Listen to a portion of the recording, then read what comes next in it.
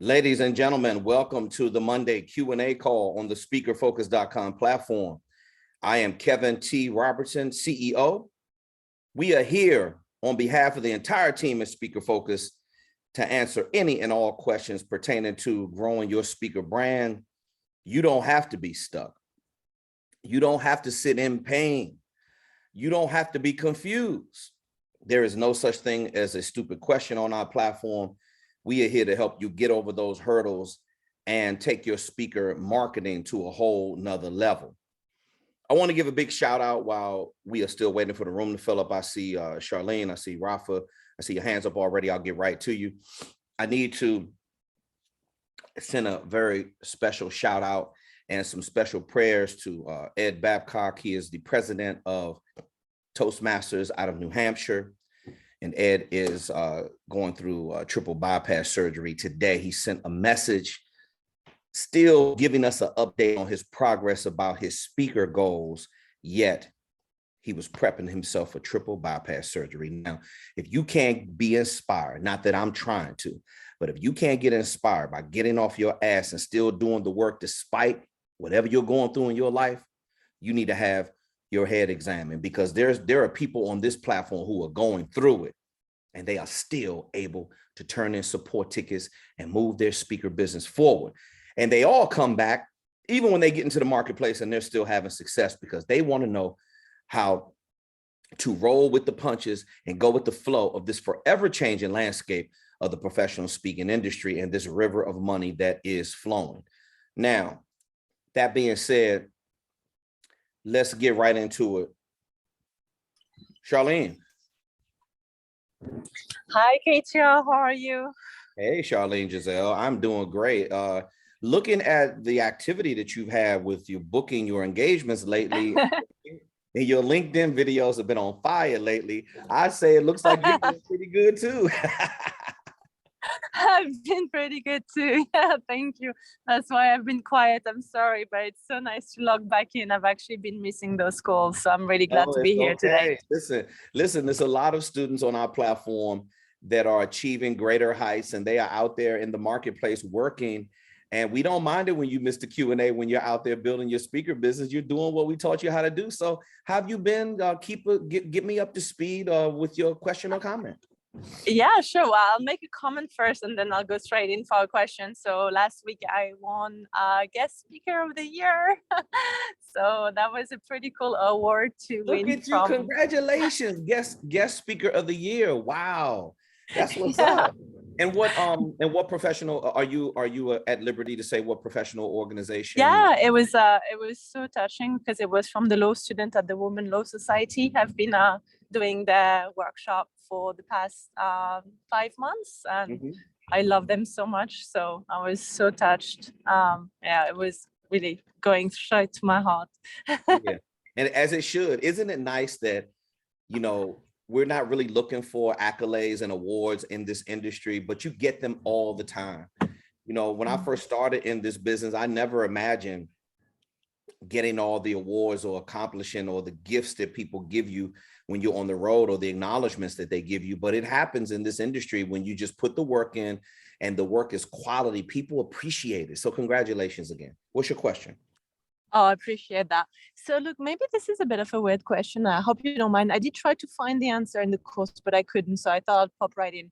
Okay. I'm on point with the demo video, and I think you saw all my latest demo video. I've done a lot of them, but I'm currently in the process of closing a contract with a really good client. I really love them very much. We have a good relationship, as in a professional relationship, but they haven't booked me yet. They're like 70% there. They're very keen, but they said, okay, to make the final decision, we need to see a sample video that's not 3 to 5 minutes, but more like 15 to 20 minutes.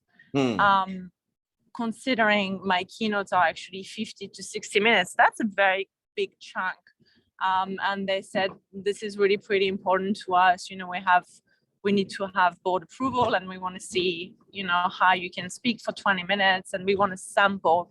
So I just wanted to run that by you, really. I'm keen to do it because I have a lot of respect for that client, and I really want to build a solid relationship. But what's your stand on 20 minutes sample video? Okay. First of all, that's a great question, and it's a great position to be in. And let me say this to you. And I hope the rest of you who are listening, who are building relationships with your clients, because this is very necessary. So it's taken me a lot of months and years sometimes to build relationships where a board or the key decision makers are comfortable with hiring me to speak. What this is, Charlene, this is called a speaker audition.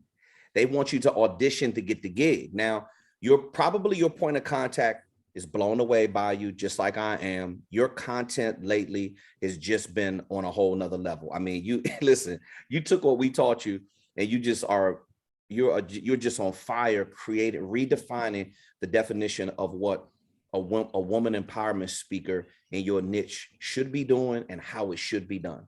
So kudos to that. So probably your point of contact is very impressed with you, but it's never, remember, it's never one key decision maker in this industry. There's typically minimum another person, minimum probably 2 or 3 people, maybe the core people go from like 2 to 5. And then sometimes it's an entire board. I'm talking like sometimes 8, 10 decision makers that are sitting in the room saying, this is what we need to put on our stage at our next conference. So that's right. It's actually a board decision. So that's where the sample is going to. You're exactly on point. Yes, it absolutely. The board has now, watch this. They have to submit it to the board, not only for budget approval, but the board has got to feel comfortable with you as well. And this is the reason why we stress when Auston is talking in module 5. In one of the opening sentences that Auston talks about in module number 5 is the reason why up to this point in the training that you've built all your marketing materials, all your outreach documents, all the sales tools is so you can start having that speaker growth engine operate at a high level.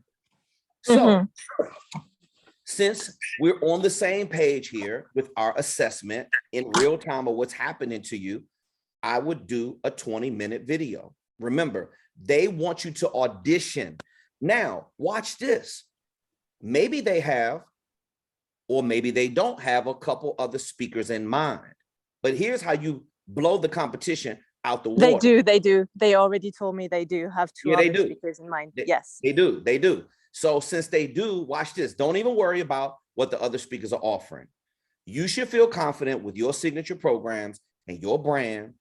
Now, what you're going to do is you're going to give them a mini presentation. Whatever you were going to do in an hour, if I were you, I would just shorten it up to 20 minutes. Give them the very best. And it's nothing wrong with this because this is an audition. That's what they want you to do. They want you to audition to get the speaking gig. No problem. Yes, a speaker video demo is going to be, give them little snippets, and it has a lot of sizzle and fanfare with it. It's entertaining. What they want the meat on the bone. They want to know, who is she? What does she do? And how is it going to benefit us? If I were you, I would go in from the beginning, guns blazing with benefit language, benefit. Not this is the reason why you should hire me. This has nothing to do with sales. Don't do any call to actions. Just hit play, record the same way that you present yourself, which is always very lovely, very professional, very articulate. Sit there and do a talking head shot from start to finish and give them the presentation. As a matter of fact, if I were you, I would figure out what the name of their event is, what the theme of it, what the purpose is, and I would my opening is, let's say if it's the Women Empowerment Conference 2022. Welcome, my name is Charlene Giselle. Here are some strategies I have for the Women Empowerment 2022 conference. What I'd like to be able to do when presenting these topics, or the value that you're going to receive from these topics, what you're going to receive after my presentation is, and then just go into your presentation. Right. Okay. So the reason this is so valuable, can I ask a follow-up question on that, just to be super clear? Well, take your time. Take your time. Oh, I appreciate it. Sorry, I don't mean to be taking too much time, but this is quite crucial. They've already, so I sent my 4 signature program. They watched my demo video. They literally loved it. And they chose specifically one of the signatures. So they want the sustainable leadership. And they said, remember so when we created that together right here on the Yeah. By the way, that's my most booked one. Huh? So that's the one that's running the show. So they said we want that. But so my worry, like I've presented this many times already for an hour and I'm super confident. I've got it, perfectly ready. But am I doing like a mini 20-minute extract of that? Or so what I'm not clear is, am I trying to compress it in 20 minutes? Or am I just giving a sample? Because obviously, as you can appreciate, it's got a structure, right? It's got a structure that is a one hour, 50 minutes format.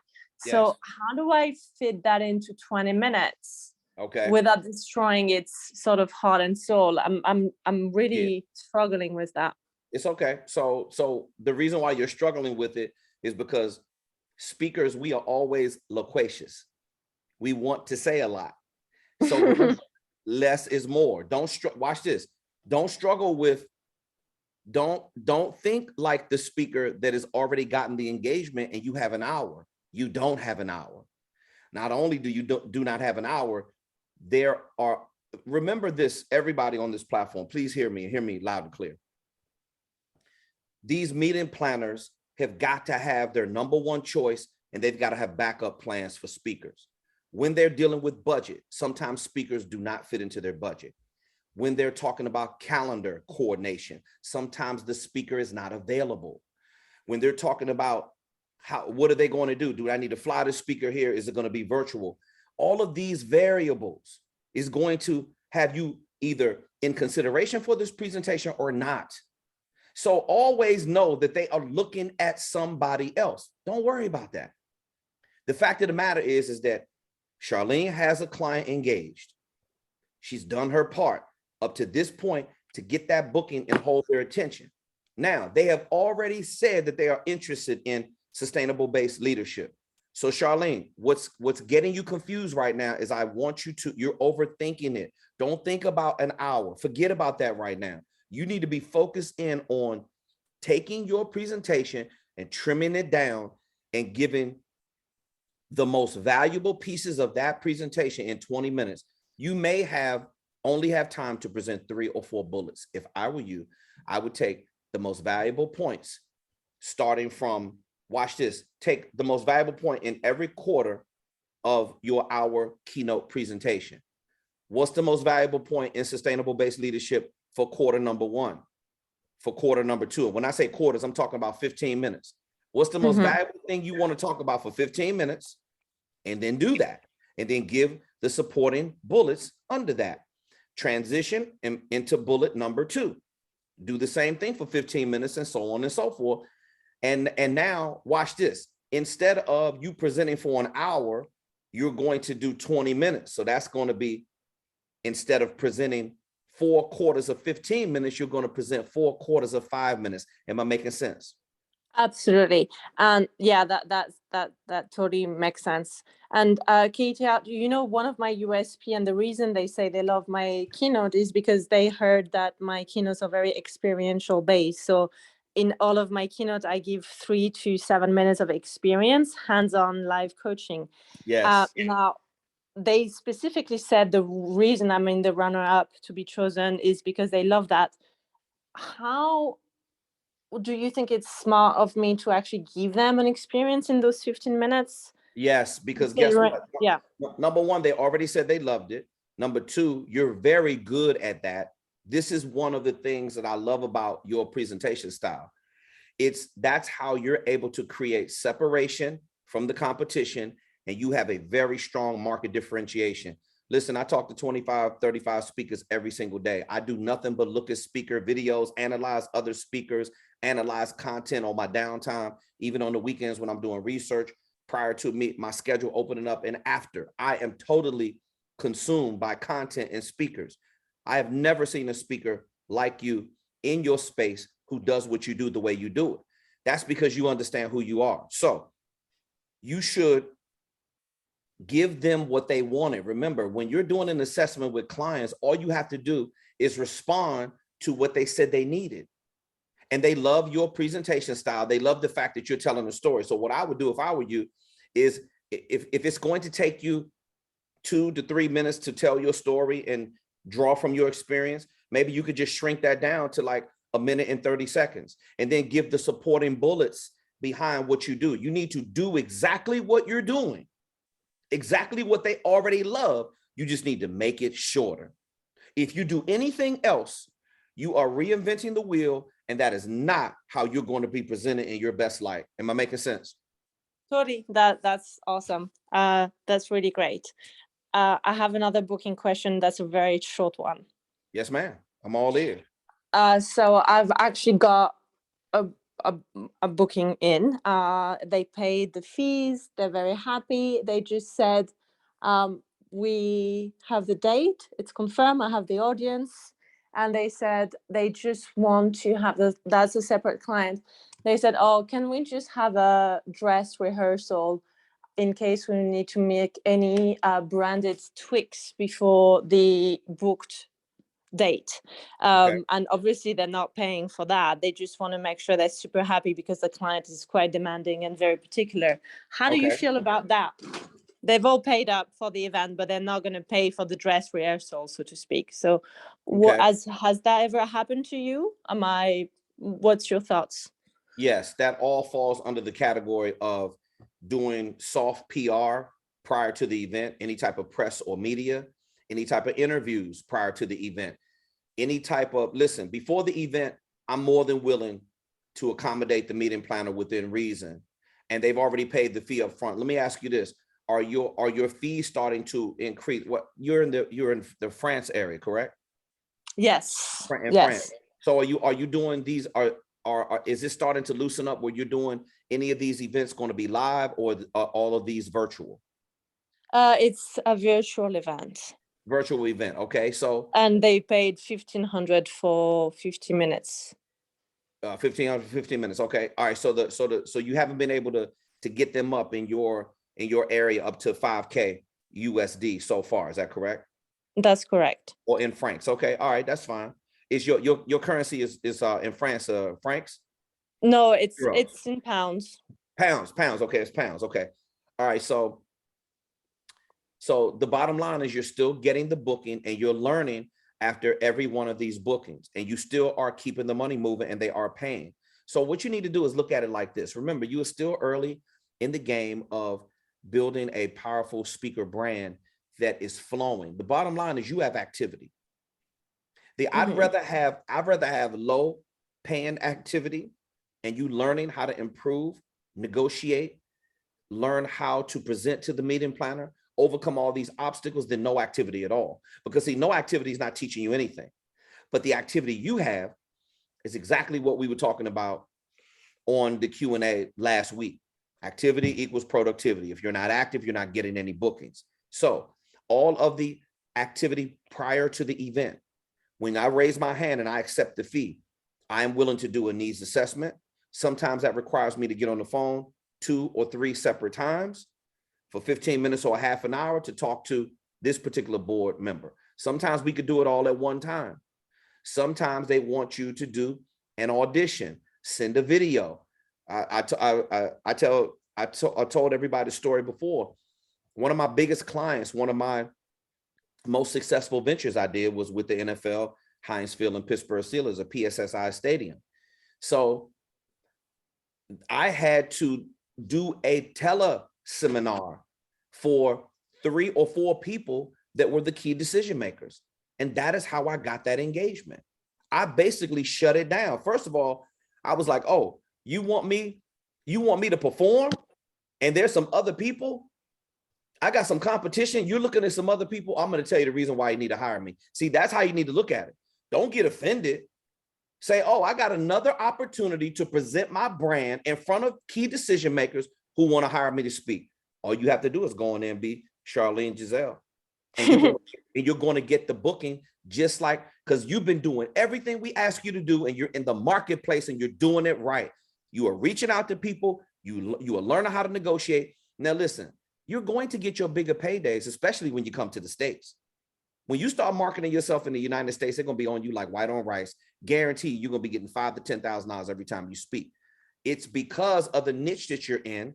So don't worry, this is a global business, but you're learning how to gain traction and learning how to do it on the fly, which is the best way to learn. So my recommendation is go do the soft PR, make the 20-minute video, do the dress rehearsal audition, because the only thing you're going to do is learn how to integrate your brand into a market who is welcoming you with open arms. Thank you. That meant so much. That's all for today. Just my appreciation again. I wouldn't be where I am today without you, KTR. So thank you. We love you and we're so proud of you. Keep doing what you're doing. You are a prime example of what happens when you just stick to the program and you get out there and actually do the work. I'm so, so proud of your success, and I'll keep watching too. I see that you do. That makes me happy every time. Keep posting the content on LinkedIn. Your content is amazing. You're sticking with your niche. You're offering value to the meeting planner, and you're out there working the business. Talk to you soon. Bye. Keep us posted. Bye-bye. Man, success starts with action. Success starts with action. Success starts with action. Rafa, you're up next, brother. Success starts with action. I can't tell you how many times I gotta say it. Success starts with action. Damn, I love it when the students get. She is out there crushing shit in France. What's up, Kev? Engagements. Rafa, what's up, baby? How you feeling? Man, I'm feeling great today. How you feeling, Kev? I'm doing great, man. Listen, congratulations on the launch of your new LLC. I just saw it when you posted it up on the Instagram today. Your content is also, listen, bro, you are preeminent in your field, in the fitness arena. Your content is easy to understand. The passion, listen, you listen to what I said to you. When you present on camera, your rate of speed used to be a 7.5. You took it down to a 5. And it's just so polished, poised, and professional. My God, you are crushing it. How can I help you, brother? Oh, man. What do you want me to say? You're doing the work. You've done the exercises. You got your head out your ass. You're listening more. You're posting content. What else do you want me to say?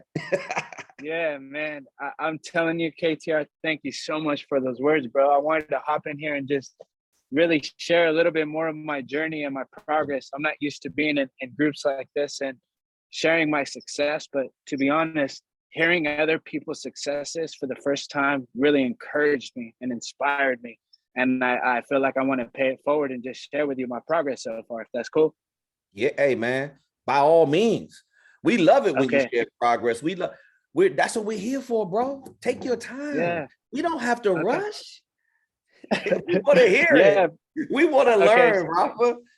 Yeah. All right. So let me tell you, man. So yeah, today I launched the LLC, and to be quite honest with you, it's been a dream of mine for the last 6 years. I got fired as an engineer in 2016, and that was a pivotal moment in my life where I knew I was going to eventually end up in corporate wellness as a speaker. I just didn't really know how. So I became a trainer, opened up my own company, and the last 2 years, I was just feeling so stuck until last year. I really started speaking my heart out on Instagram specifically. And that's when I found you, bro. And for the last 10 months, it has been an absolute fucking grind every single day, every day, man. And it's more internally than anything. Like when you think about it, like the things that challenged me most was like technology and like learning about these things and copywriting and all these different things. But when you're in the act of doing it and just getting to the action, like what you were just saying, boy, I'll tell you, you get stronger every single day. So over the course of the last 10 months, I mean, man, I have my signature programs. I have the speaker info kit. I have a website. I have blog posts. I have my Pipe Drive account. So I'm managing and setting up my leads. right? I have content that's unlike any other that I've ever created in my life. And I have this new sense of confidence and hope in just life in general, because I'm like, I finally found my direction. I found what I was made for. And it came from me, but it couldn't have been done without the help of this platform, without your help. And today, just launching the LLC and being and feeling like an actual business professional, I'm telling you, it's life-changing. And this is not to be negative, but this is without even closing a deal yet. I think that more so speaks volumes to the program, because it's really in the work where you find yourself. So now at this point, you know, today was my first day of official outreach, where I hopped on a LinkedIn, I connected with marketing conference coordinators. And as I look again into the future, all I just want to say is thank you, first of all, to you. And secondly, man, I'm just so happy. I'm freaking pumped. I'm nervous. I'm excited. I got everything running through me because I'm ready for this, you know, and I really just wanted to hop on here and share that with you. Wow. Wow. Well, listen, man, you know, on behalf of the entire team at speakerfocus.com, when me and Auston sat down and wanted to create this platform, you know, I never would have been able to do this if it wasn't for his guidance and leadership. And we both play off of each other, because we knew there was a need in the marketplace where speakers really needed to understand, you know, to be on a platform where the information wasn't fragmented. You know, some platforms or some coaching programs, you know, they focus on the fluffy messaging part. And, you know, everybody's chasing dreams of being a motivational speaker. And some people, if they have the capability, they may teach you about digital marketing and sales funnels. And it's a lot of times it's complicated. And one thing that is you're going to consistently see is Austin's figure out a way to generate hundreds of millions of dollars with the sales funnels that he's been associated with by being simplistic. And one thing about it is that we're constantly refining and teaching these strategies of how you can simplify things and make the messaging easy for people to understand, because it's a lot of noise that's in the marketplace right now.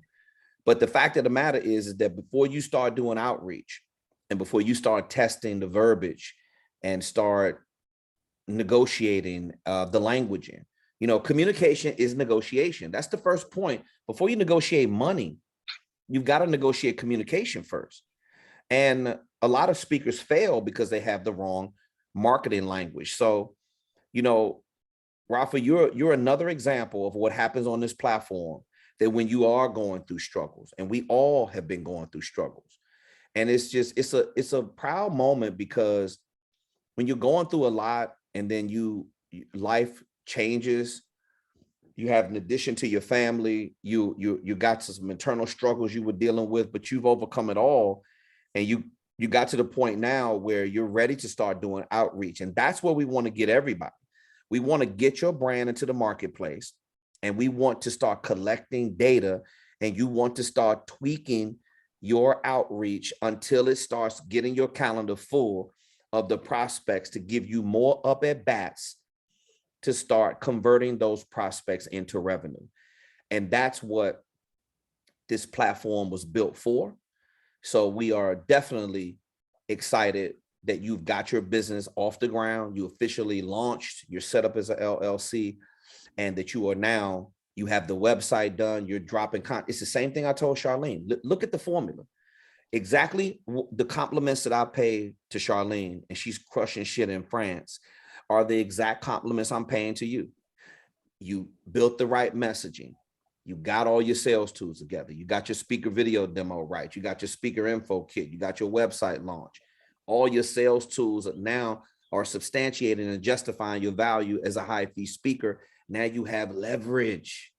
See, now you set up the business. You're posting the right kind of value videos on social media.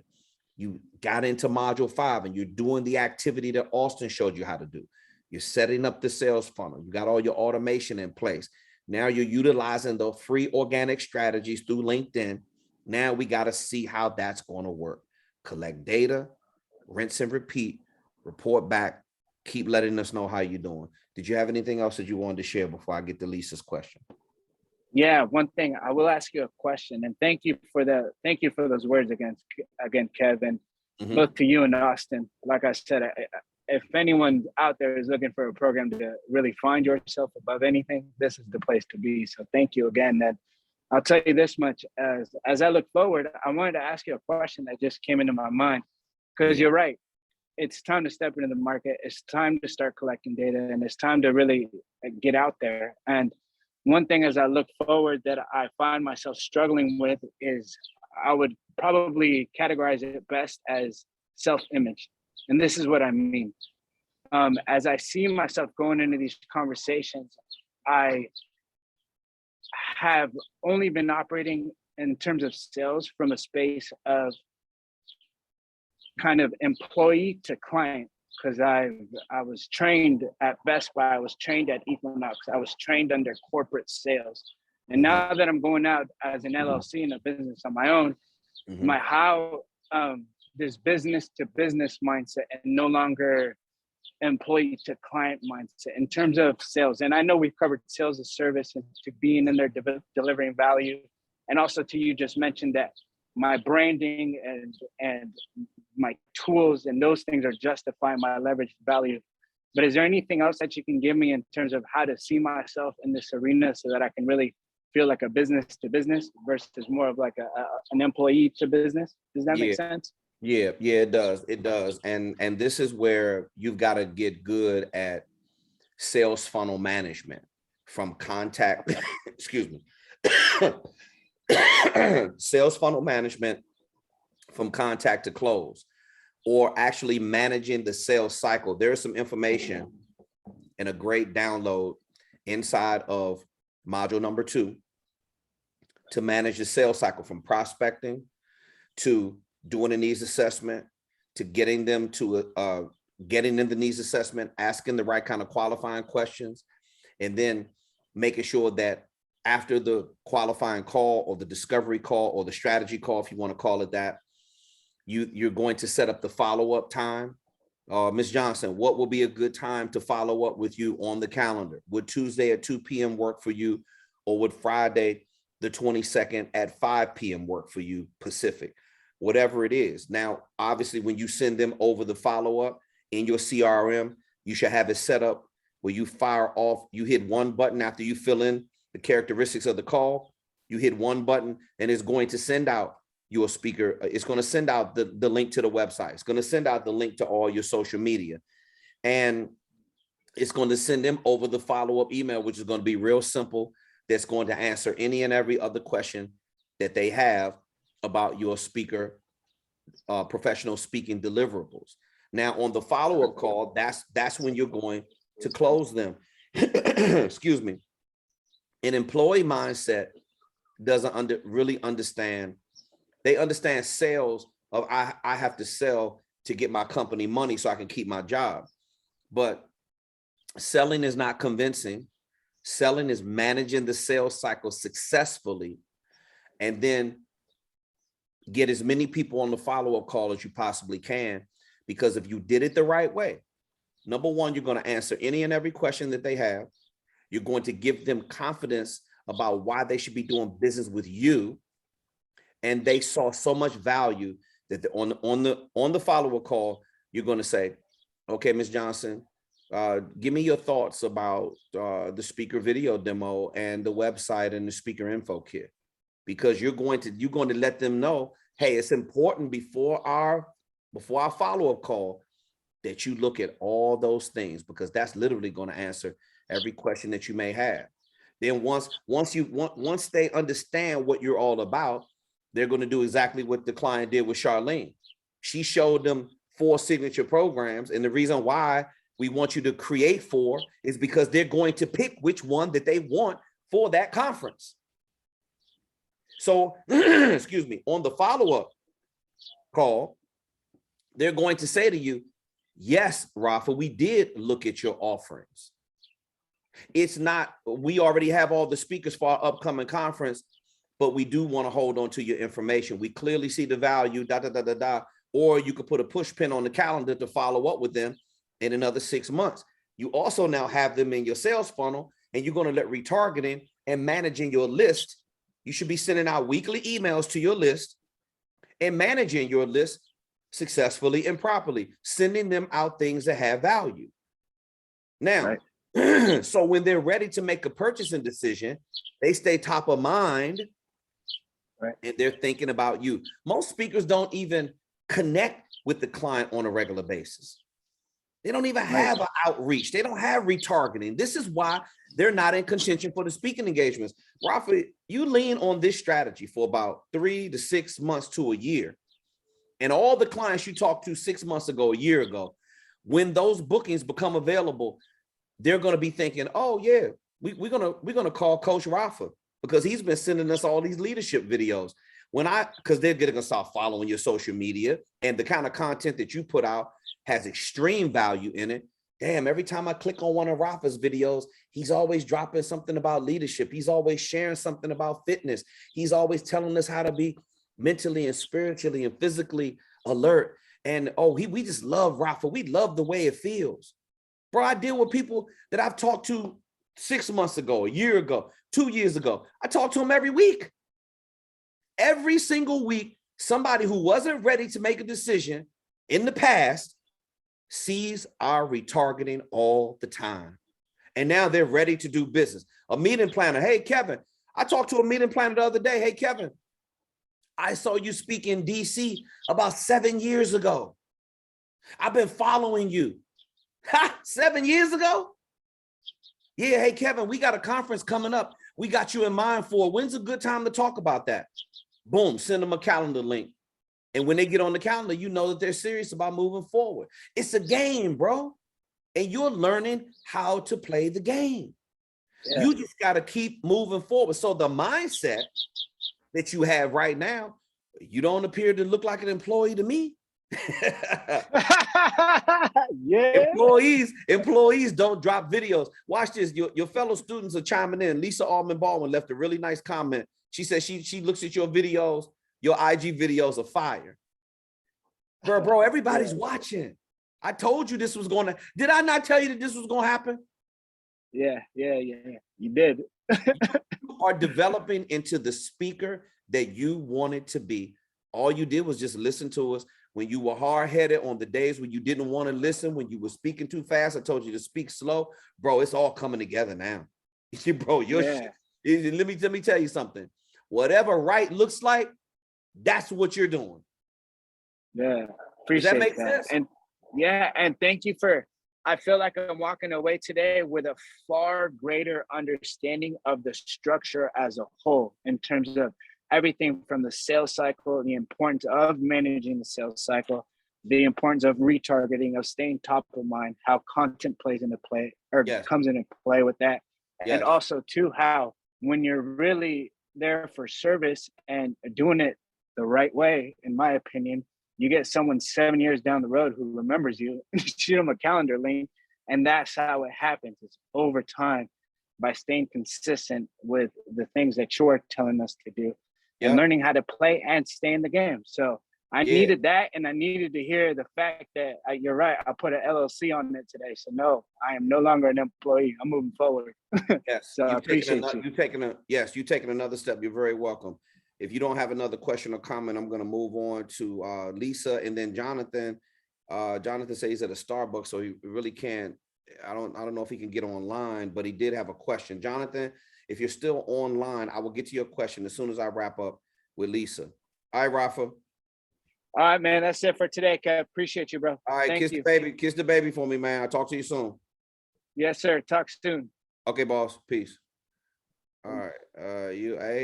Listen, this is not a paid advertisement. We don't pay people to come on here, say nice things, man. Get the freaking work done and you're going to get results. It's just that simple. This is not a get rich quick scheme. This is not a money grab. We teach you how to build a sustainable business models. Why do you think that people show up every single week and share with you what they're doing in the marketplace that they learn on our platform? The shit works. And let me say this, Do you understand that what we've created, the marketing approaches that we have designed for you? These are things that speakers typically don't do. They don't understand about the automation and the outreach and the paid traffic versus the free traffic. These strategies are literally cutting edge in this industry. And because it's a faster way to hold the meeting planner's attention, it's the fastest way to get your deliverable to the marketplace and stay on their minds. What better way to do that than controlling the narrative? This is what you better understand about this industry, especially through your social media. My God, I cannot stress this enough, because Charlene and Rafa and Michael Towers and Sean Crane, I could go on and on and on. I'm talking about real simple examples of people that are getting on their social media and they are leaving behind a trail for the meeting planner to follow. That every single time I click on their social media, which is called Social Proof, premium real estate space, I feel like they're educating me every single time. They're doing it right. They are posting value videos. Video gets consumed 10 times more than written copy. Although you have a strong reach, nothing is more powerful than LinkedIn organic outreach when you do a short or long form post. For free, you got hundreds of people looking at your posts. Doesn't happen the same way on Facebook. But I tell you what, video is hot all the way across the board. And when you post the right kind of content, it stirs the pot.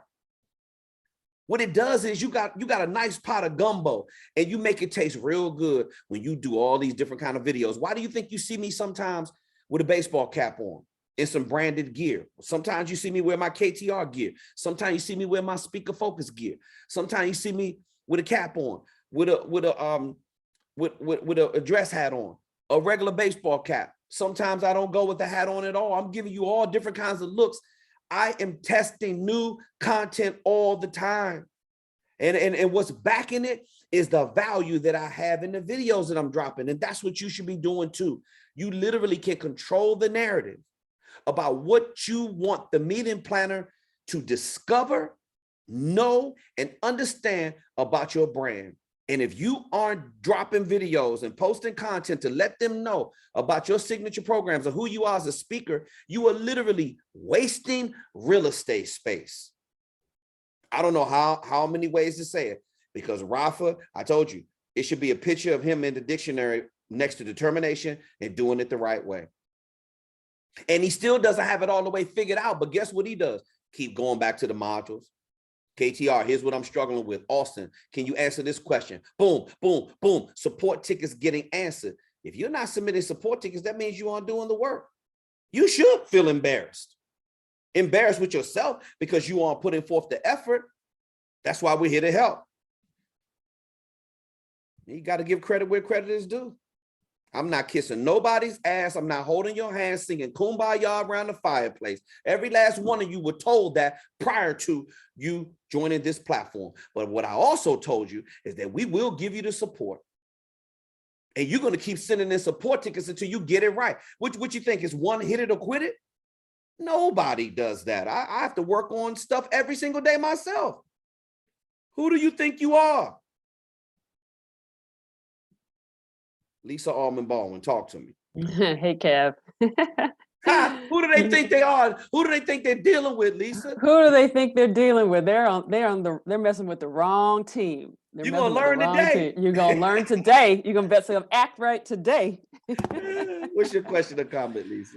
Okay, so I have a few things. So first of all, I got your text that an answer was coming about what I asked about the tour language, and then I do see that you and Austin answered me since then. So I've just had a brief chance to look at it because the call was coming up. But and thank you for your patience on that, by the way. Oh yeah, no problem, no problem. Yeah. Okay, so as far as the you had sent me a revision number 1 on my tour campaign outreach. Yep. And then I revised it and sent it back to you. Mhm. And I didn't get back from you yet, but what you did say was to ask Auston about, well, I had asked, should I only be sending it to individual emails or as an email campaign to targeted groups? So like I was telling you last week, I'm going to be in one area that I know for 6 weeks. So I'm trying to outreach to as many companies and, meeting planners and all that in that area to see, so I can do some block bookings that way. So Austin responded and he said to send it to both, meaning an individual or as an email individual email or as an email campaign. But, and maybe I didn't understand his answer, or maybe if he's there, he can clarify. But you had said in your message to me, Austin has some ideas on how to make this a more successful campaign. And that's what I was trying to find out from Austin, other than how those two people I sent it to, was that all that he meant, or was there something else besides that I was supposed to be? Okay, now Austin is on. I'm gonna get him on. Austin, do me a favor, come on here, because the perspective is always going to, this is why we have this platform built the way we do, because watch this, my perspective is deeply entrenched in what the speaker is supposed to be doing. Right. I heavily rely on Austin of what your marketing verbiage should be doing with your sales funnel. Right. See, as much experience that I have in the speaking industry, I don't have that elongated amount of experience with getting the prospect in the digital space to convert into revenue. And see, when you say something to Austin, he understands what the speaker is supposed to be doing. He's very well educated about what the speak.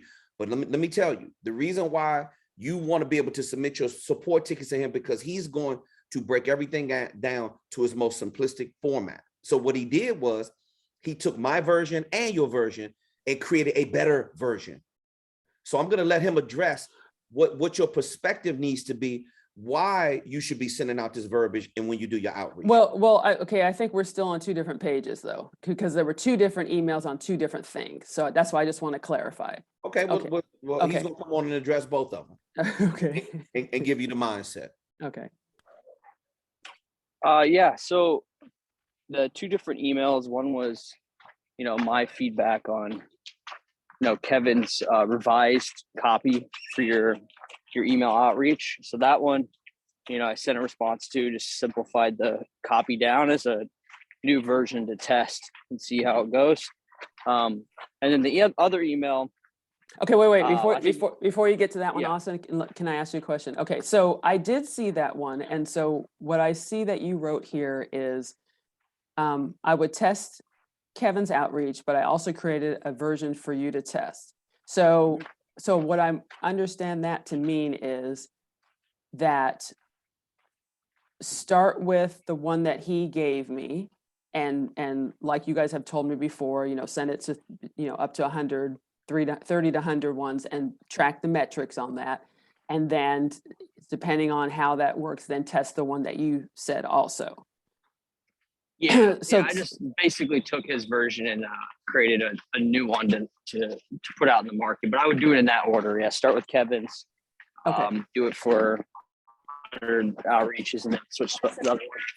Okay. Now, but my question on that, since you're starting with that one, is after.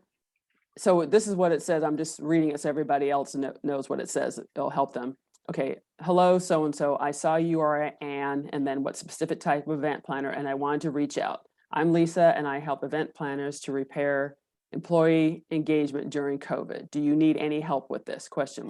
So my question is, then for the bottom of that, because this is for the LinkedIn outreach, do I still say, if you're open to, if I'm saying, do you need any help with this, on the call to action with the Calendly link, do I just now say, here's a link to my calendar to schedule a date and time that works best for you, or?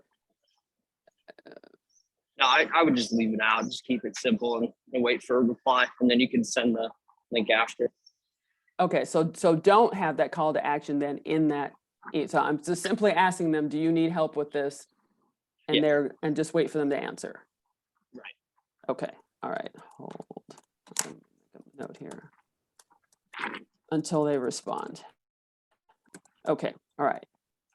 Okay, now going to the second one about the tour outreach. So Kevin, I'll wait for you to send me, you're going to send me back comments on draft number 2 that I sent you. That's what I haven't received yet. Okay. And then Auston, I got your answer again that I can send it out to individual emails and also to email campaigns, but I wasn't understanding where Kevin said Austin has some ideas of how to make it more successful. And was that answer just, because I'm so confused, was that answer just meant to be send it to both of those things, or was there something else on top of that I was supposed to be doing? No, I think Kevin was referring to the messaging. Yeah. Yeah. So he was referring to Austin has other ideas on the messaging, and I sent my ideas on the messaging, like that second version. Okay. Okay. So you were talking, because Kevin, you wrote a more successful campaign. So I just want to make sure. Okay. So I'm getting messed up here. Okay. So now watch this, Lisa. Let's simplify. He gave you the feedback on what he wanted you to do to send the outreach out. That's why I wanted him to look at your version, the revised version that I did, and then if you're going to launch the campaign, that's why I said from a sales funnel perspective, that's the version that you should go with. You should do what he asked you to do. I mean, because we have to test the verbiage out anyway. And as you can see, we got to kind of remix it and then be able to get the data back from the responses. And let's see if it converts and get bookings on the calendar. Yeah, no, I got that part. And that's for the LinkedIn outreach. Okay. Right. But I'm talking about that longer one that you and I worked on that specifically named the name of the tour, that I was coming to your area and everything. That's the one I'm confused on. Is there anything else other than just once you send me back the draft number 2 and we have the final version of that, not the LinkedIn outreach, if what I needed a clarification on is if I'm just sending that to the individuals emails and also through my targeted list through an email campaign. So this is to where I'm going to be in that for that 6 weeks. Oh, okay. I see what you're saying. Yeah, I mean, I'd send it to both. For the targeted list, you can personalize the message saying their specific city. So you can add some personalization there. But I would just send it out to both, like for the individuals that you don't have their city, just send the general email without the personalization of the city, and then the other one you can personalize the city if you know their city. But just send it to both. Okay. Okay. Okay. So Kevin, once I get that draft number 2, your edits back from that, then I'll look at that and then go from there. Okay. Yep. Now on, since I can't hear something going on. Here. Okay. Yeah. Right. Okay. Since I'm going to be sending out this new LinkedIn outreach verbiage, should I, for the moment, not follow up on the ones from before? So the ones that I had sent out before, which was the older language, first you send them a request, they accept your connection request, and then you say, thank you for my connection request, and then the verbiage I had before. And then we were supposed to make a note in Pipedrive to follow up with them, in I think it was a week or 2 weeks, I can't remember what it was, if we didn't hear back from them. So since I have this new verbiage, should I still be following up with those people with the new verbiage, or waiting on those for now? Because it's going to be different, because they got an older version and now we're using this version for the follow-up. I mean, listen, it's okay to shift gears if you haven't reached out to them in a couple of weeks, or if they have not responded to the other version that you sent them. Absolutely. This is about you being able to hammer the list, with new ideas and new approaches all the time. If you have not yet found that, that's keeping your calendar full with meeting planners so you can have as many chances to be able to convert the prospect into a booking. First booking is get them on your calendar. Second is converting the prospect so you can get the speaking engagement. That's 2 levels of booking. First, get them on the calendar. Second, try to close them. But you can't close them unless you get them on the calendar. And that's the reason why we've been going through, having your verbiage go through this metamorphosis, because it's important that you be able to find a mix. And I do understand that frustration comes along with that. And everybody has to go through that. You're going to keep tweaking the verbiage until you find the right mix that keeps that calendar full.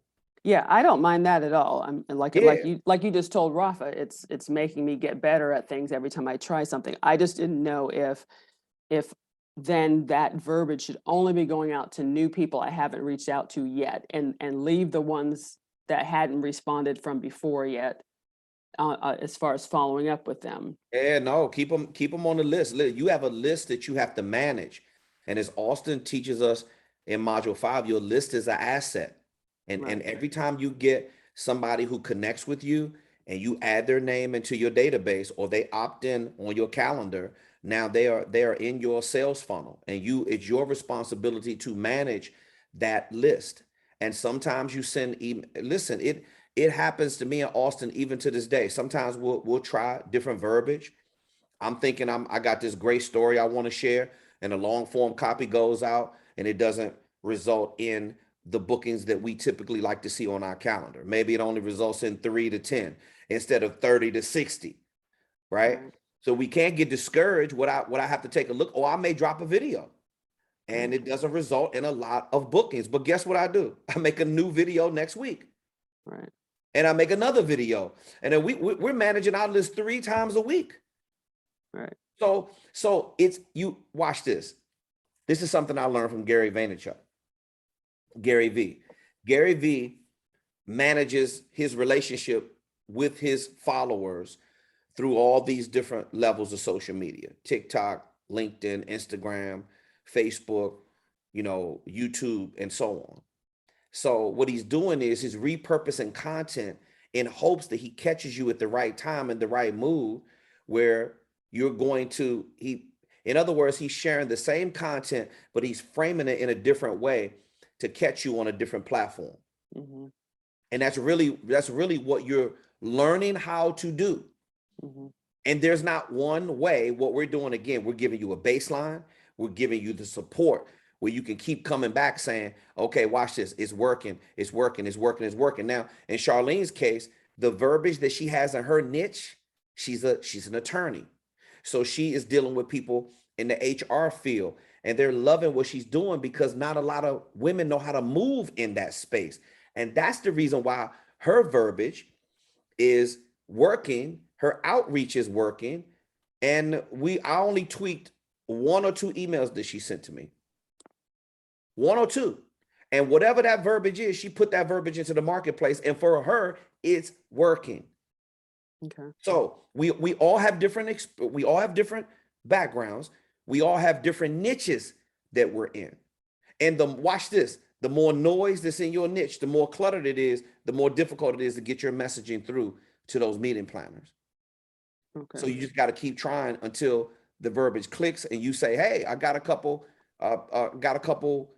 my calendar full with a couple leads, and this is what happened. And we just keep sharing the information until you get in a routine of your machine just being well oiled and it's just revving up at a high level. That's what the speaker growth engine is really about. Right. It's about tweaking. It's about constantly trying new mixes. So we have verbiage. That's why I wanted to get Austin involved, because Austin has a great way of being able to take, take what the ideas that the speaker has in their mind, and he has a great way of being able to simplify that and then get it into the marketplace and then keep playing around with it until it converts. It's going to convert. Yeah.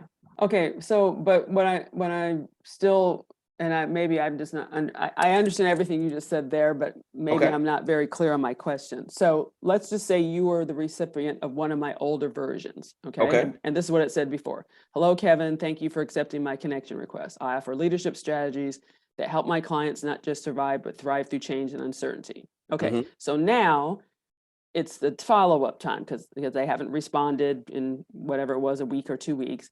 What I'm saying is, if I have this, obviously that didn't resonate with them to respond. But what I'm saying is, if I'm using some of this new verbiage that you guys gave me, right?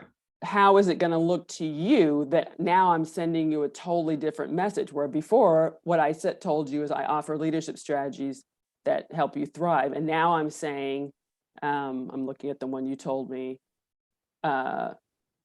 And now I'm saying, I help event planners repair employee engagement during COVID. So this is totally different than what I said before. So I'm just trying to figure out from the I could jump in here. Yeah, the recipient's person is saying, well, now she's telling me something totally different. Just keep it simple for follow-up. For follow-up, you're not trying to say a bunch of words or like create new messaging. Like for those old cohorts of people that you reached out with, old messaging, all you need to do is continue following up with them with simple follow-up messages like, hey, Miss Johnson, did you get a chance to see my email above? You don't need to, it should literally be 1 or 2 sentences for you to follow up. Real simple, because they already have all the messaging above. And what you can do, some of our it's not necessarily that it didn't resonate with them. It's just life happened. And they were busy and they didn't have a chance to read, your email. We have some of our best customers that paid $10,000 plus, pay in full. We emailed them our outreach email and they didn't respond until our third follow-up, 2 weeks out. And our third follow-up was, hey, just following up one last time. Did you get a chance to see my email above? Would love to chat. And so it needs to be real simple. You don't need to use this new messaging for follow-up. Just use it for new customers. Okay, that's what I wanted to know. Yeah. So what I've been using is, hello again, Kevin, I'm just following up to see if you received this message I previously sent you. I'd still love to have you schedule time to speak with me. And then they have the link below. So still, okay. Okay, so all right, good. So now I understand that. Okay, and then the next question I have is, after we get the tour language all figured out, is that something I should be adding to my website calendar? Because what I have on my website calendar right now are all my speaking engagements or where I'm doing a workshop, and it just gives the dates and everything. So would I put that language in there in the description box and just put in the range of those 6 weeks of dates that I'm going to be in that city area, so that if someone happens to go by my, my calendar on the website, they'll see that, whether it's a person I had reached out to or not? Well, I mean, that's another good idea as well. Yeah. I mean, if it's going to give them evidence to be able to see, I mean, you don't have to put it on the website.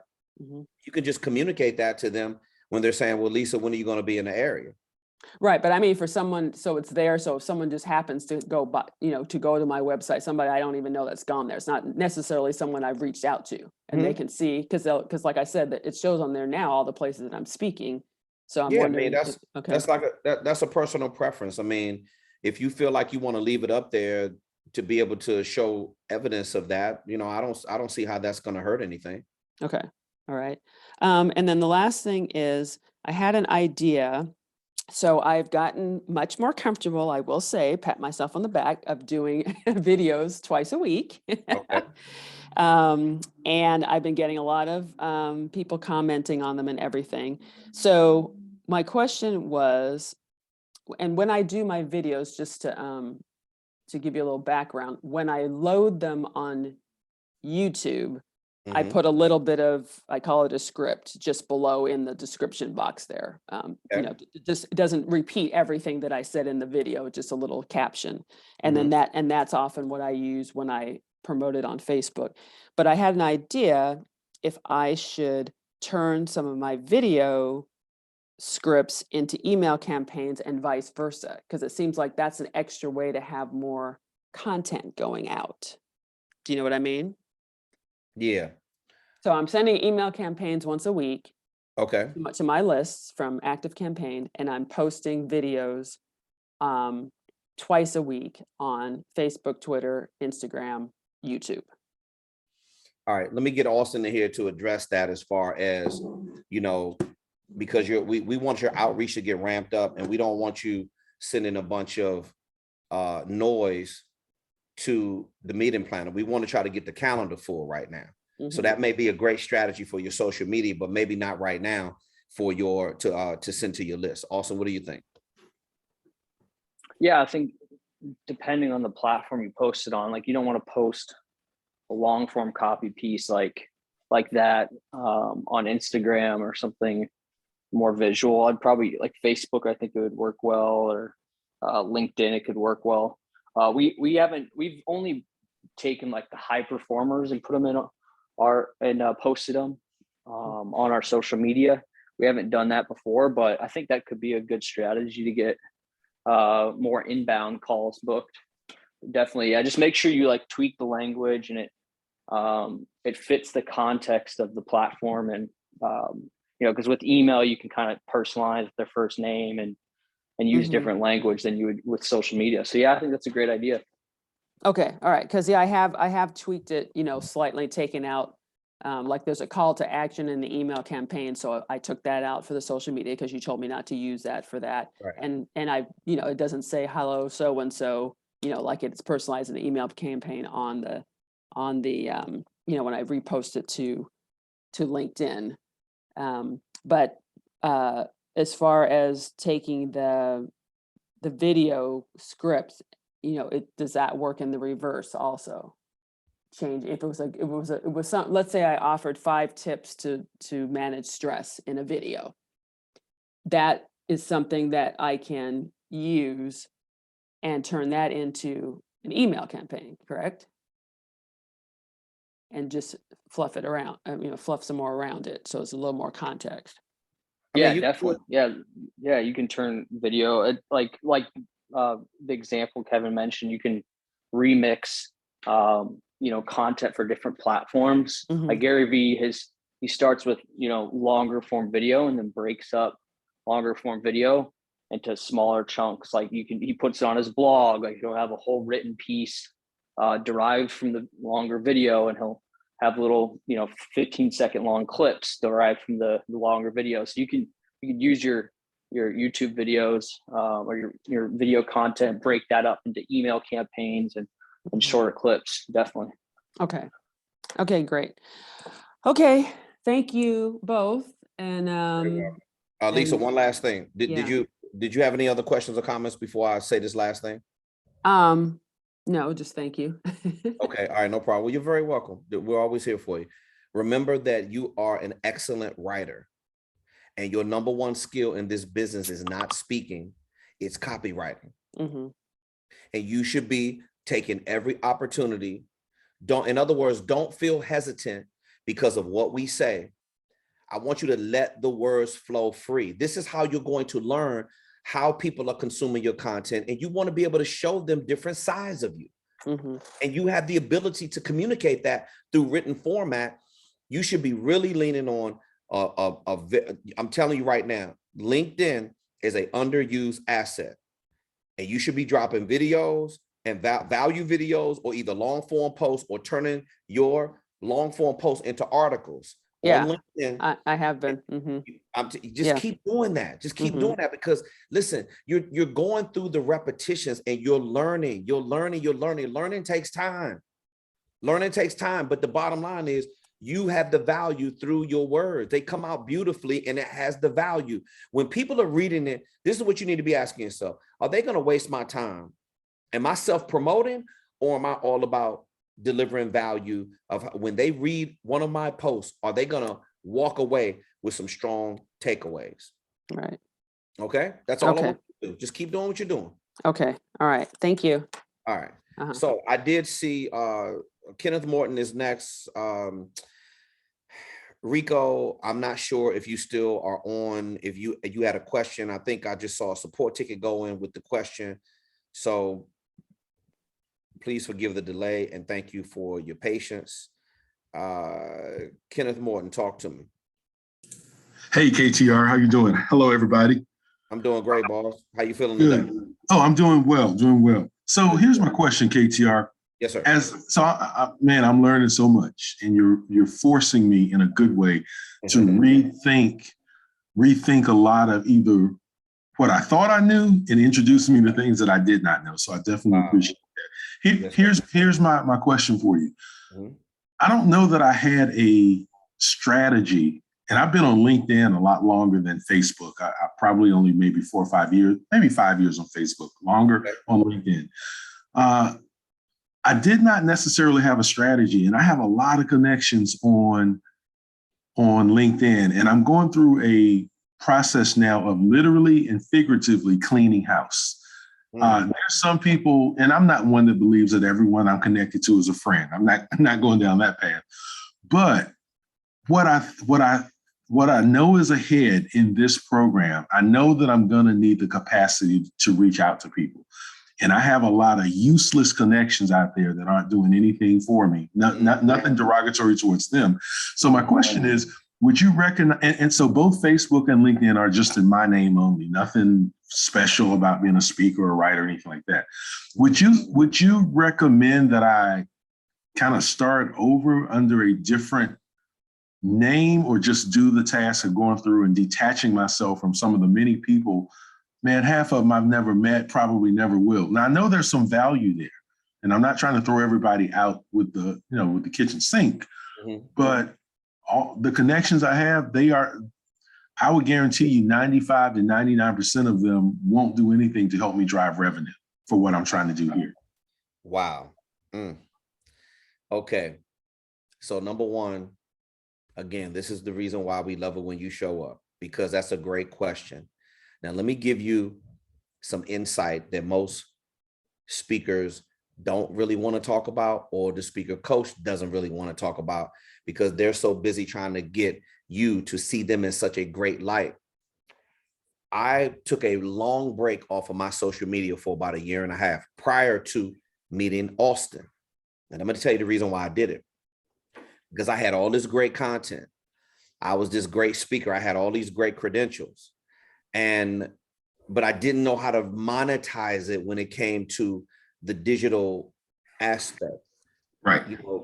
It was something I'm old school. So I was having a difficult time finding my way in the space, as I was seeing a lot of other people operate multi-million-dollar sales funnels as we do now. I didn't know how to do that back then. I didn't know how to take my content and then create content to support a sales funnel in the digital marketing space, and then get that to convert into revenue. I did not yet know how to do that. So what I was doing was I was posting a lot of content.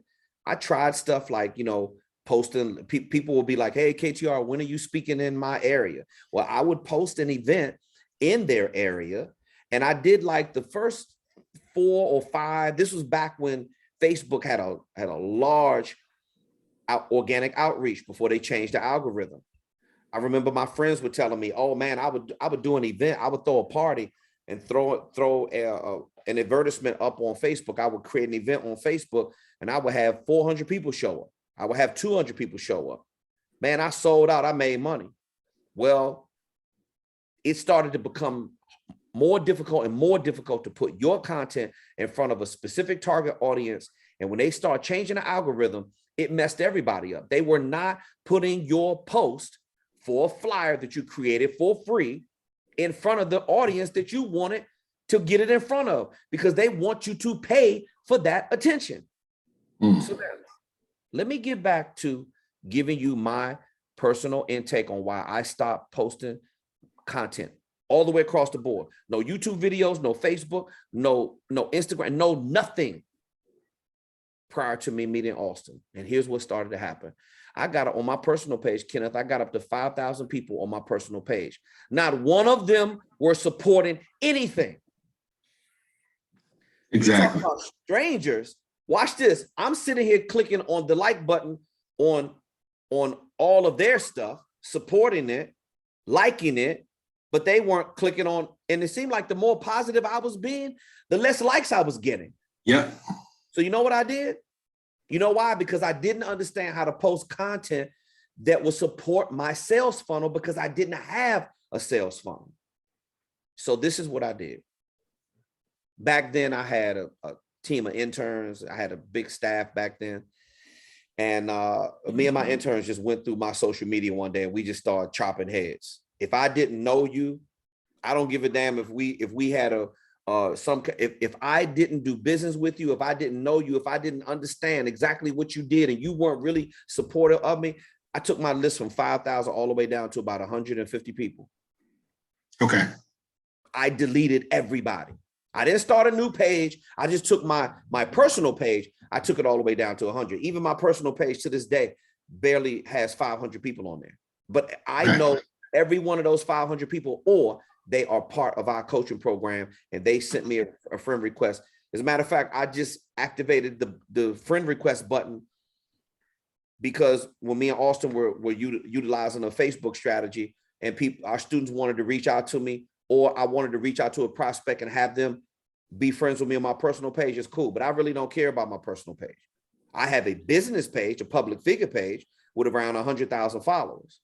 You want to follow me? Follow me on my public figure page. All my content is geared towards people who are interested in hiring me to speak or supporting my sales funnels, which sales funnels I have running currently are the speakerfocus.com platform, and then me to hire me to speak. And what it really comes down to, Kenneth, is you're right. Those people aren't really supporting you or putting any money in your pocket. So what's the point? I get more love from strangers than I did for people who claimed that they were supporting me. They didn't really give a damn. They weren't buying any books. They weren't booking me to speak. And they definitely didn't understand what it took to put some money in my pocket. And I'm sitting here relying on them because I didn't understand. See, that's what happens when you don't understand social media. That's what happens when you don't understand the algorithm. That's what happens when you don't understand the changes that all these social networking platforms are making.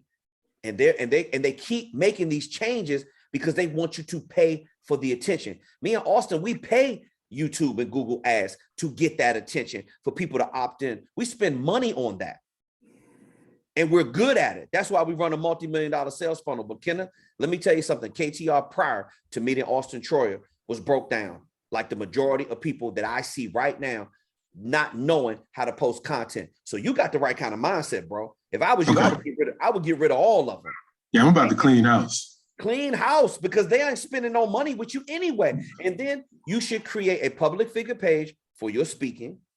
And then you should start posting content on your, see, I'm not on Facebook for friend stuff. I'm not friends with anybody. I'm on Facebook for business. So my personal page, I post the same stuff on my personal page as I do on my public figure page. Because when you start clicking on the links, I'm controlling the narrative. And whatever you click on with me, I want you to understand exactly why I'm on Facebook. I'm not on there to share family photos. I'm not on there to show you what I'm doing in my personal life. I'm on there to take you to school about how the speaking industry works. And if you want to hire me to speak, I'm going to show you what kind of leadership speaker. And you can click on any article. You can do a Google search on my name, and whatever it is that you are going to come, it's going to come up on a Google search. I control that content of what I want you to see. And that is years of manipulation, Kenneth, that's allowed me to do that. I've just gotten better at it over the last 5 or 6 years by being in the business partnership with Austin, because bro, let me tell you something. I cut out all the extras, all of it. Yeah, that's what I got to do. I got to trim the fat. You got to trim the fat. And I want you to do it. So this is what you should be doing. Remember, you're a very astute business professional. You are super polished and poised and professional. What you should be doing is taking your ideology and your approach to leadership and everything you feel about leadership and the ways in which I know that you understand how to make the corporate marketplace better, how we should be thriving more as teams, how these employees should be more engaged. Share your ideology, Kenneth. Okay. Share what you know is right. And then just start dropping a video. 3 to 5 minute video. Keep it under 10 minutes. LinkedIn has a 10-minute restriction on your videos anyway. I will make all my videos under 10 minutes. Okay. For them to go through it, and then start with some long form, short form posts. The information from your book, you could be taking excerpts out of the book and then turning that into a short form or long form post. Because I like that. I feel like when you get the very best of you and you demonstrate that through your social media, then everybody is going to start understanding what I already know about you. And that's what you should be posting. No, I like that. And that's very valuable. I am going to start with my books. And my methodology has always been that my books will feed my speaking and my speaking will feed my books and vice versa. But I've got to, I recognize it. I've got to create capacity to reach the people that I need to reach.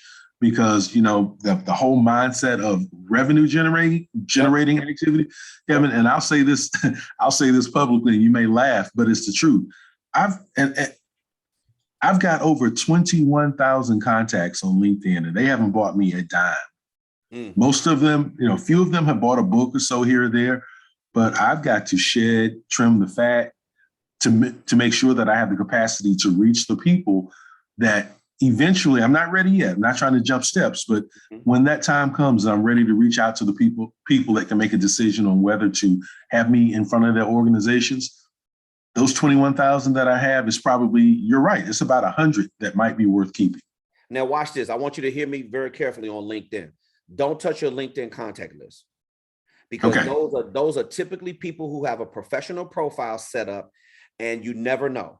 Right? See, when you start marketing yourself in a different way and the content that you post, they're still going to consume it. We're not worried about the 21,000 who's not buying anything right now. There may be some gold in there. Okay. See, when you start delivering value, it's going to be some gold in there. What you're creating content for are the new leads, the new connections, the meeting planners that, brother, let me tell you what happens. As soon as they look at our YouTube ad, they go right to the YouTube channel. They start looking at those videos. The number one seller that we have right now for our coaching program is when people look at those Q&A calls and they see how I'm helping these students. Now, no other speaker coach goes into detail like that in this marketplace. That is a fact. And that is a selling point. It helps me do less talking. Pre-selling. So you should be doing the same exact thing.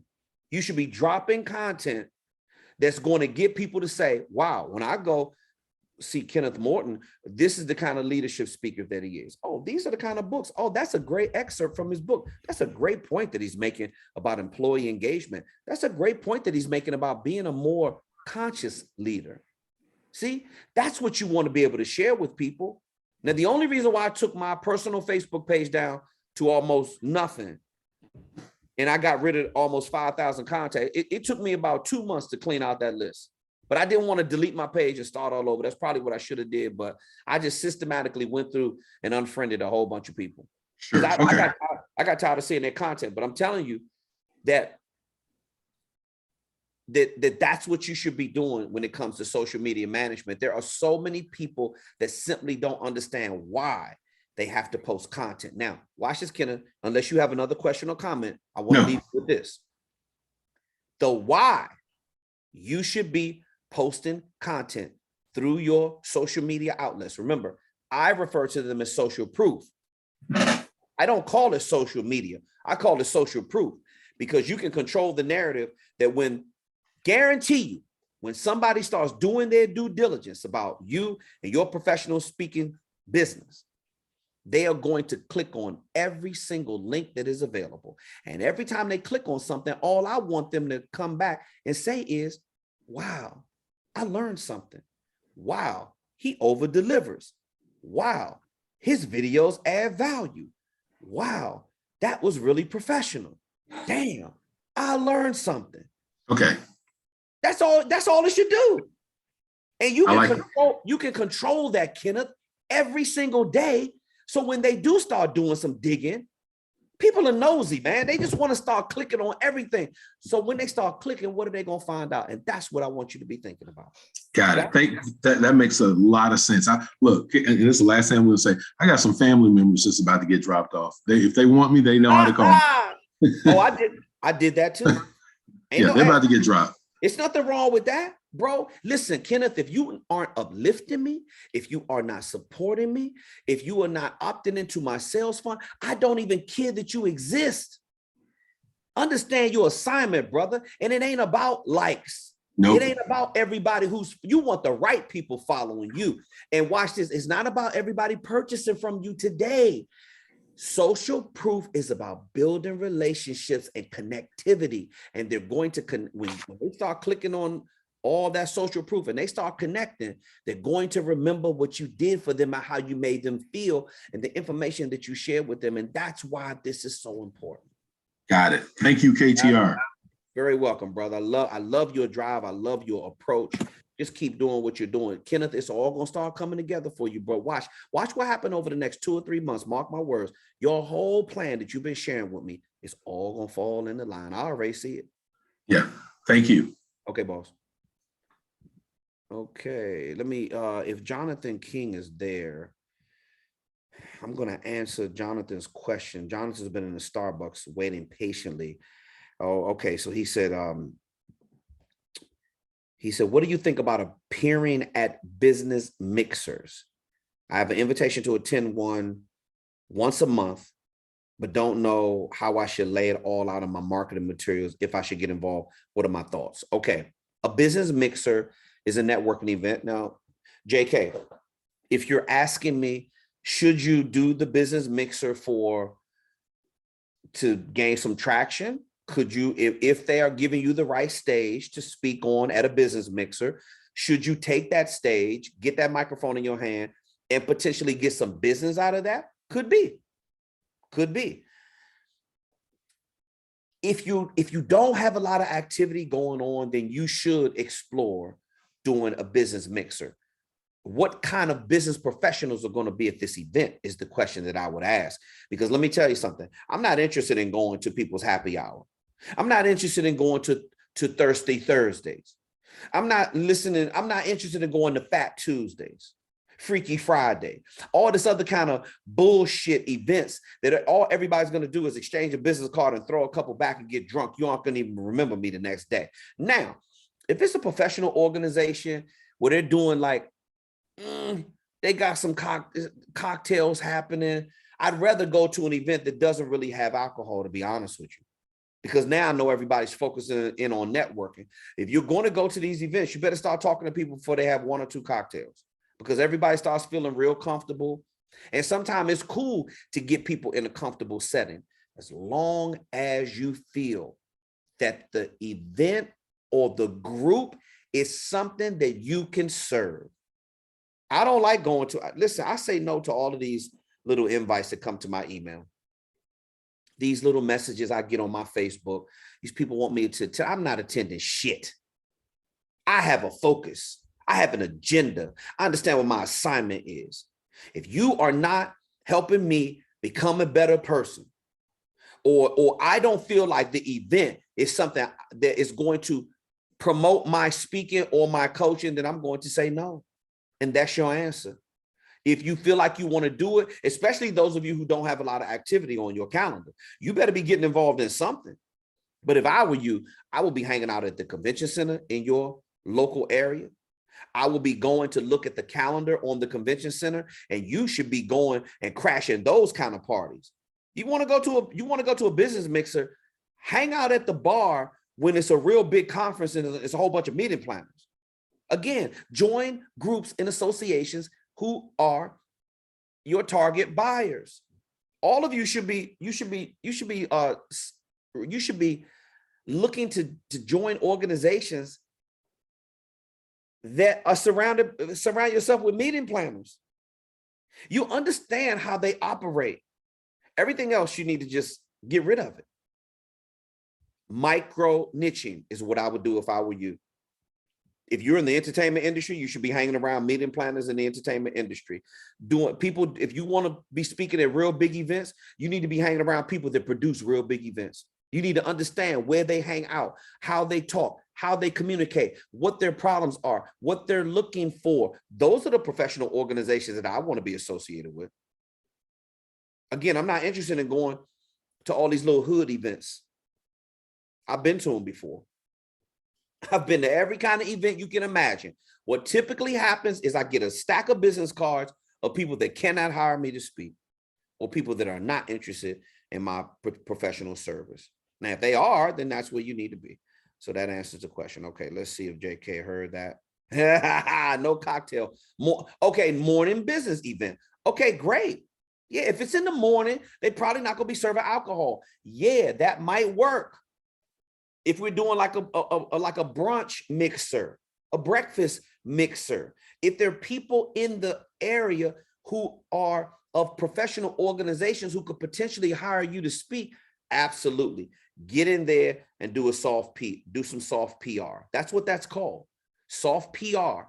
Walk it, talk it, promoting your professional services. Because the fact of the matter is this: until you start becoming really good at the free organic outreach to build your speaker growth engine, as Auston so simply lays out for you in module 5. And until you definitely start, your speaker business starts earning revenue, because and then you can't start testing $5 or $10 a day on paid ads and start your retargeting going to manage your list, because it helps you out tremendously. My God, the automation makes your job so much easier. I mean, I don't have time to be talking to tens of thousands of people, but the retargeting talks to them every single day. That's how you generate millions of branding impressions, but you have to start somewhere. And before you start doing free outreach, and Jonathan's he's in a good, JK said, he said all the players are there. Good. If all the players are there in the college market that can potentially write the checks, absolutely you should be attending those type of events. But I listen, all these little happy hour, all these things that these promoters start, hey, come to my happy hour. You know why they want you at their happy hour? Because they want as many business professionals as they can coming in there, spend their money so they can whack up the door with the promoter. They want to have an event there because they have a deal cut with the promoter so that they can share revenue. Man, just get as many people as you can to come in here for the Fat Tuesday event, and I'll give you 25% of the door. The bar is what's making all the money, but I'm not down with an event that serves a whole bunch of alcohol. Why? So you could listen to me less because you got 3 or 4 cocktails in you? Man, please. I've done that shit before, wasting my time. Okay. Now, Rodney's on here. Rodney said, that's true. I used to promote parties. There you go. And that's absolutely right. Now, I've been in the entertainment industry. I've toured with Notorious B.I.G. before he passed away. I toured with celebrity DJ Jay Nice. I toured with my man Monty and Biz Markie, rap legend, RIP Monty and Biz Markie. I mean, all I used to do is go to events that would get Biz booked to speak as a celebrity DJ at another event. It's cool when you're the one providing the entertainment and you walking through the door with the celebrity because everybody wants to come and hire us to speak. And then I made revenue from that because, I'm the tour manager.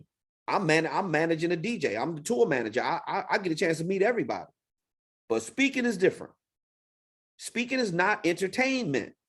Well, let me take that back. Speaking is entertainment, but speaking is looked upon differently. And you've got to be rolling in these circles and hanging out where the meeting planners are. This shit is serious, you guys. I'm not playing no games. Always be marketing, always be promoting, always be closing. Get their attention. Are they interested? Get them to make a decision and get them to take action. I believe that is going to be our last question of the evening. I don't see any other hands go up. And thank you for all who, oh, wait a minute. We got Rodney Green that wants to answer a question. By the way, this is going to be final call for questions. I'm going to be wrapping up the questions. Rodney, talk to me, boss. Hey, what's going on, KTR? How are you? I'm doing super fantastic, man. Nice to have you. Nice to hear from you again. What's going on with you, boss? Yeah. All right. So we've already solidified the programs. You already said they were good. I'm just trying to figure out the No.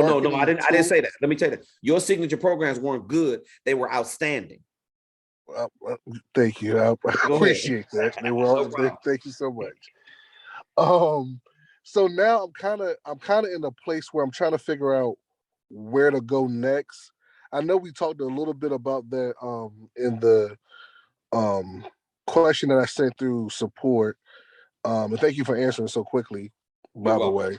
You're welcome. You told me to hop on so we can kind of like navigate through that. I just want a little bit of because I kind of feel from all of the things that I've seen and heard through all of the videos that we have the chance to replay, that getting the program solidified is kind of like the big hump. Now I'm there and I'm just trying to figure out where I need to go next. Okay. All right. So let me ask you this. Where are you in the curriculum right now? What module are you in? I'm in module 3. All right, module 3. Now I got to ask you another question because this is really important, because skipping steps is not going to get you to do outreach faster. So I need to know, have you started working on your speaker info kit? I have started working on my speaker info kit. Okay, you got your graphic designer on that. So right. Remember, the ones I need to see evidentiary facts. You should be submitting your speaker info kit to support@speakerfocus.com. Let me take a look at it to make sure that you're going down the right road. It typically works like this. Once you have the graphic designer do the top sheet or the first couple pages, people typically send me over, hey, KTR, does this feel good? Does this look good? Is the design good? Do I have the information placed the right way? Let us see it. Next, speaker video demo. Have you got an editor, or have you started working on the speaker video demo? Have you sent a support ticket to see examples on the platform of speakers crushing their sales tools? Have you sent that to me yet? I haven't sent that. That's the one I haven't sent to you, and that's kind of where I'm at. I don't know how I want to do that video. And there was a you sent me something, but it was kind of like a, hey, here's the websites you need to look at. Okay. And I've been looking at them and I'm trying to see how I can put my own spin on what they have. Yeah. That's just a baseline, Rodney. Remember, what we give you is a baseline. Our students turn in amazing sales tools because they all put their own spin on it. That's exactly what you're supposed to do. Now, so remember this. Your speaker video demo is really not supposed to do a call to action. And that's the biggest mistake that our speakers make on our platform. At the end of the video, they say, hey, hire me. I can't wait to talk to you. Meeting planners about booking me at your engagement. No. You're supposed to demonstrate your ability to deliver value through your signature programs. You can do a talking headshot. Some people have spliced together video clips from them just doing Zoom sessions from their coaching program. If you don't have live performance footage, then you should do a talking headshot. That's all. Look at the video links that I sent you. Look at the theme that all of our speakers have. They start out with an introduction. They all have a logo in there.